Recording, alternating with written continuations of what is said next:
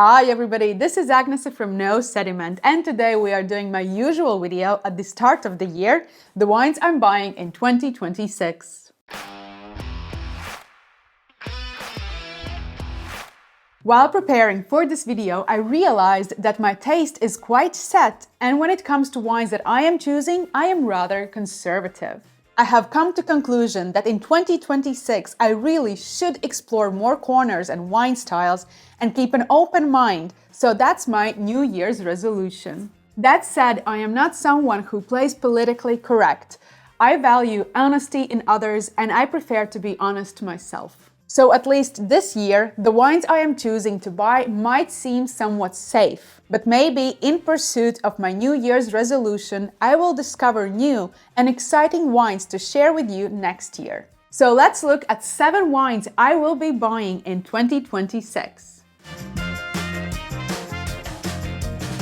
My last video of 2025 was a discussion about struggles of Bordeaux and Burgundy. And inspired by Andrew Jefford's passionate support for Bordeaux, I felt like I do not have enough Bordeaux in my wine fridge. Majority of Bordeaux wines that I have bought over the years were specifically for No Sediment YouTube videos. And while I feel that my cameraman might enjoy classic Bordeaux way more than I do, I have to be honest, this region has very seldomly disappointed me. The 2022 vintage is responsible for exceptional quality red wines on both left and right banks of Bordeaux, and more importantly, we have seen significant price drop for many great bottles. So I will be focusing on reds of 2022. But I also want to explore the often forgotten yet truly amazing white wines of Bordeaux, and just my luck, the 2023 vintage seems to have produced exceptionally high quality whites. I will not buy blindly, however. If and when the prices will seem fair,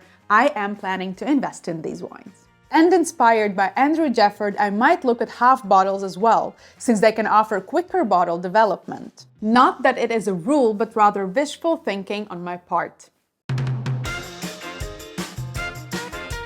Alright, you caught me. This one is slightly optics-driven decision. I have been in love with Loire Valley Chenins for a while now, and there are not that many bottles in my wine fridge simply because I have happily enjoyed the great deal of what I have bought. And I will be continuing to invest in Loire Valley Chenins in 2026, but there are also great top quality and super exciting Chenins from South Africa, and I will be exploring them more this year. Yes, they are different stylistically, but just as exciting as those from Loire. Perhaps they are less savory, less salty, and show more fruit expression, both on the nose and on the mid-palate, while still retaining that Chenin Blanc's nasty acidity, which is such a hallmark of the grape variety. I find South African Chenin Blancs can often have more immediate peel, yet the best examples never sacrifice aging potential. Historically, it was called Steen there, and some producers still use that name on their labels just in case you find it and it confuses you. This one is very simple. If you are not new to my channel, you must know by now that Nebbiolo is amongst my favorite red grape varieties. And partly because I already have a lot of Barolos and Barbarescos in my cellar, I have slowed down on buying them and focused more on wines that can be enjoyed quite early in their life. But I will not be skipping the exceptional 2021 vintage. Last year at the Decanter World Wine Awards, I got a sneak peek of 2021 Barbarescos, and they truly shone across different price categories. Barbarescos are usually released earlier than Barolos, which is why I could see how truly impressive Barolos of this vintage will be. And even though 2021 wines were already widely available in the market last year, I am still going to invest in some of the top labels this year as well. From the best producers, these wines are charming, with an inviting and vibrant flavor profile, well-integrated tannin structure and acidity that, while not particularly aggressive in youth, will still offer excellent aging potential for those who prefer their Barolos with a little bit of age. Riddle me this, please. Driven by current trends, white wine seems to be doing much better than the red wine category. Yet somehow, when it comes to the YouTube videos you all are watching, white wines are not of interest. Or maybe the topics that I'm choosing just are not exciting enough. Anyhow, this will be yet another white wine I will be choosing from a region that is widely known and recognized for its reds. Rewind back to white Bordeaux, and a little bit further down we have white Rioja. White Rioja is really a super niche product, as only around 10% of Rioja wine production is white. Yet these wines are just as exciting and super high quality as their red siblings. And some might even have greater aging potential for those who like to cellar. You might have already seen my video on my top wines of 2025, and white Rioja was in it. When I asked about the price of his Maturana Blanca and whether or not I could buy it, he said it was mere 10 euros. Can you imagine? So we can tick one box right away, great value. And we can tick another box when it comes to discovering lesser known grape varieties, because white Rioja is not only Viura. Yes, we can find wines made from classic international grape varieties, but also we can find varieties like Maturana Blanca and Tempranillo Blanco. These can be light, refreshing, and fruit-driven wines made for immediate consumption. And these can also be oak-aged, full and textured wines made for cellaring or saved for a special occasion. White Rioja offers the diversity, so yes, I will be filling my wine fridge with them all this year.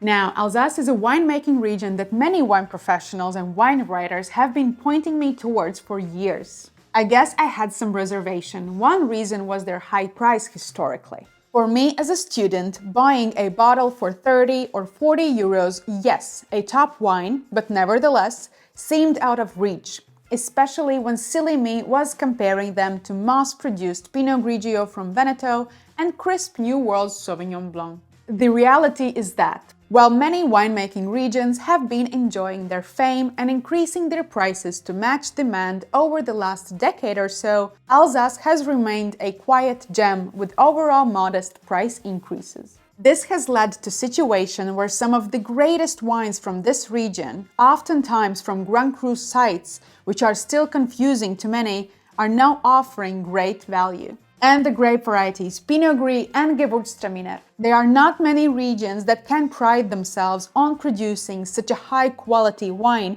from these grapes. I will not even mention the uniquely styled Alsace Riesling, which can be completely different from those that are made in Germany, Austria, or Australia. Much richer, riper, fuller-bodied, and concentrated, albeit this style is changing too, and there is more diversity now. In 2026, I will definitely be investing and exploring more this very exciting French winemaking region. When a long time ago I started my wine journey, I would proudly announce to anyone who cared to ask that my favorite white grape variety was Sauvignon Blanc. Where from? Well, Sancerre, of course. And then for a while I was crazy about Marlborough Sauvignon Blanc. It was aromatic, it was crisp and refreshing, and on many occasions it did smell like cat's litter box, which for young me was very amusing. As with many things, if you oversaturate yourself, there comes a moment when you no longer enjoy it as much as you used to. Which is why I limit how much I listen to certain songs I love. I do not want to burn myself out of them. Anyhow, that's what happened with Sauvignon Blanc and me. I got palate fatigue, and for more than 10 years I was barely ever choosing this grape. But over the last few years I have been rediscovering Sauvignon Blanc for myself, and especially the examples from Loire. I am not sure whether the style of these wines has changed, or whether when I was younger I simply didn't have the means to explore some of the best examples. But now I see many examples resembling Burgundy. They are concentrated and intensely packed with flavors. More importantly, when I visited this part of the Loire last year, I was shocked, to say it mildly, by the impressive terroir of the area. The steep slopes, especially in Sancerre, that these winemakers need to work with are no easy task, and it most certainly has a great impact on the wine style. If you ask me for specific producers, I will buy all I can get François Cotat and Boulet in Sancerre, and Didier Pabillot and Michel Redet in Pouilly-Fume. What a smart way to sneak in my Loire whites this year as well, don't you think? Yes, we all know Argentina for its Malbec.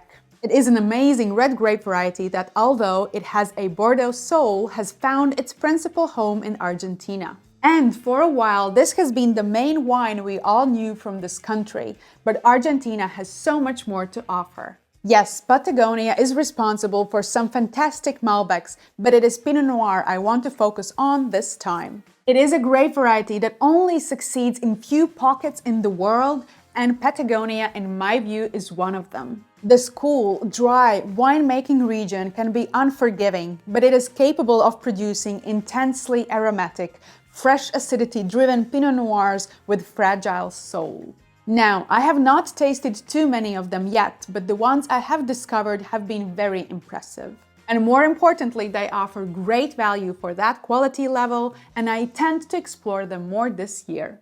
Thank you very much for watching this video. Let me know in the comment section below which wines you are excited about this year. And if you are interested in, make sure to watch this video next.